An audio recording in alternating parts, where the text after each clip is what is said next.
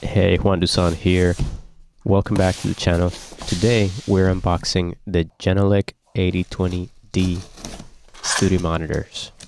The day has finally come. After 5 years of owning the Yamaha HS8s, I've finally replaced them, and I'm super excited to share this unboxing video and setup with you guys.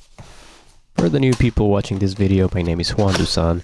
I am a composer for film, TV, and advertising, and I love making content about gear and my setup and everything in between, including software and other tools that us composers use all the time.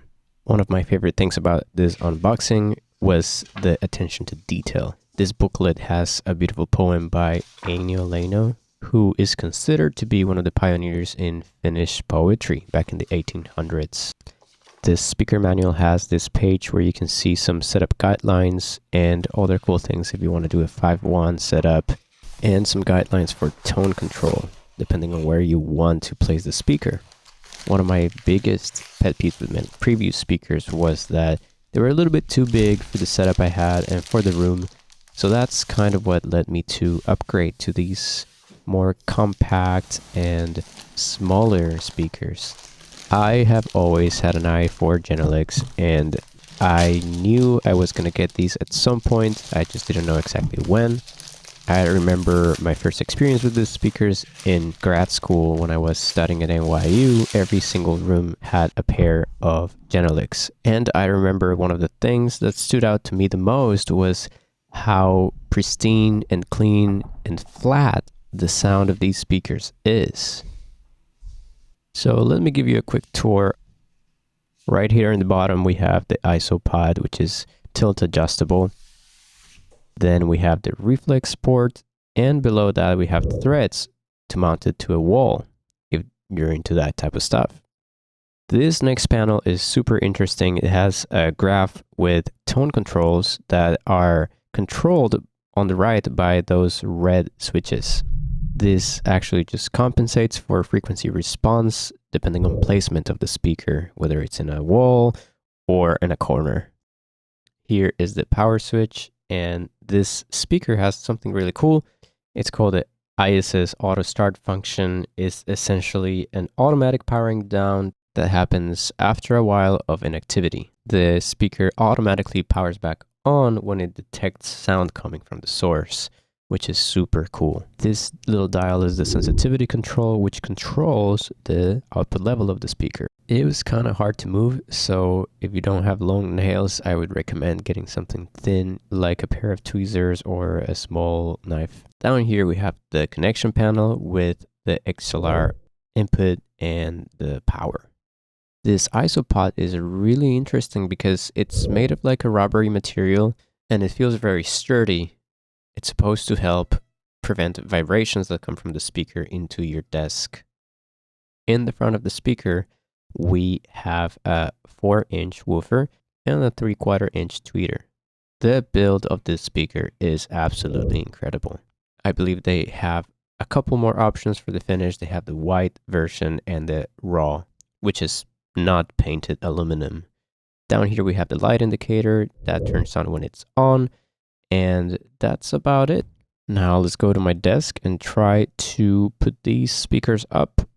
They have super clean highs, super clean mids, and I feel like I can hear things in my music and in other people's music that I never heard before. I can hear detail, I can hear air, and I can hear imperfections as well. So in a way, these speakers are helping me be a little bit more careful with the way I treat my mixes and my compositions. I used to have really bassy mixes sometimes, and I feel like that was partly because my previous speakers were so bassy. And on top of that, I am not in a perfectly acoustically treated space.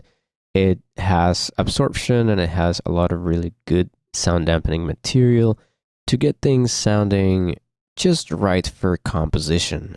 So the purpose of these speakers is pretty much to compose and have a pretty good starting point in terms of mixing.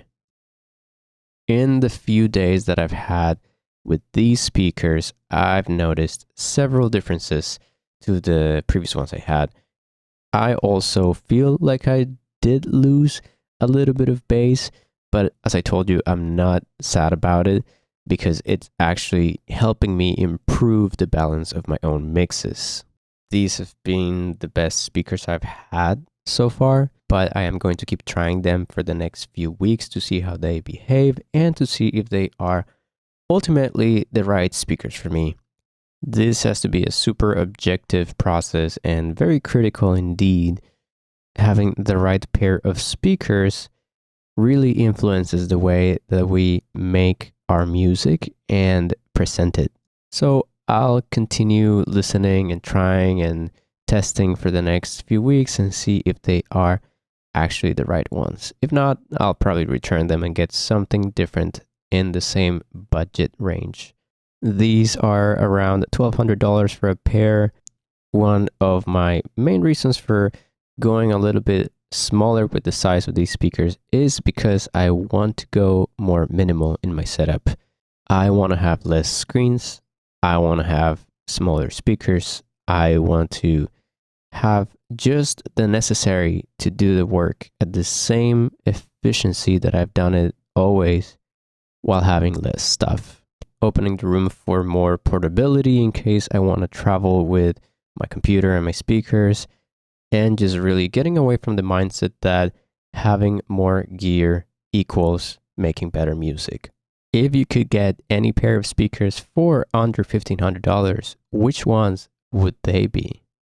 I want to hear your answers in the comments, and don't forget to leave a like and subscribe if you haven't done so, and I will see you on the next one. Thanks for watching.